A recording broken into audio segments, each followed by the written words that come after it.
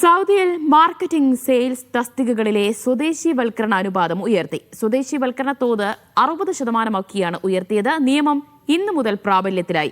3 അതിൽ കൂടുതലും ജീവനക്കാരുള്ള സ്ഥാപനങ്ങൾ ഈ നിബന്ധന പാലിക്കണം. മാർക്കറ്റിംഗ് സെയിൽസ് തസ്തികകളിൽ സ്വദേശിവൽക്കരണം ഉയർത്തി സൗദി മാനവ വിഭവശേഷി സാമൂഹിക വികസന മന്ത്രാലയം. നിലവിലെ അനുപാതം 60%-ആയാണ് ഉയർത്തിയത്.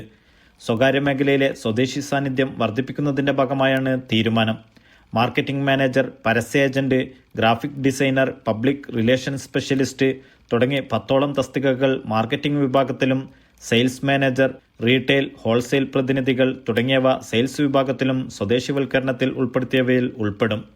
മാർക്കറ്റിംഗ് തസ്തികകളിൽ കുറഞ്ഞ വേതനം 5500 റിയാലായും നിശ്ചയിച്ചിട്ടുണ്ട്. ഇന്നു മുതൽ പ്രാബല്യത്തിലായ നിയമം 3 അതിലധികമോ ജീവനക്കാരുള്ള സ്ഥാപനങ്ങൾക്കെല്ലാം ബാധകമായിരിക്കും. നിയമം നടപ്പിലാക്കുന്നതിന് മുൻപായി സ്ഥാപനങ്ങൾക്കാവശ്യമായ തയ്യാറെടുപ്പുകൾ നടത്താൻ 3 മാസത്തെ സാവകാശവും അനുവദിച്ചിട്ടുണ്ട്. ഇക്കാലയളവിൽ നിശ്ചിത ശതമാനം സ്വദേശികളെ നിയമിക്കാത്ത സ്ഥാപനങ്ങൾക്കെതിരെ കർശന നടപടിയുണ്ടാകുമെന്ന് മന്ത്രാലയം മുന്നറിയിപ്പ് നൽകി. Naushad Irikkur, media 1, Dammam.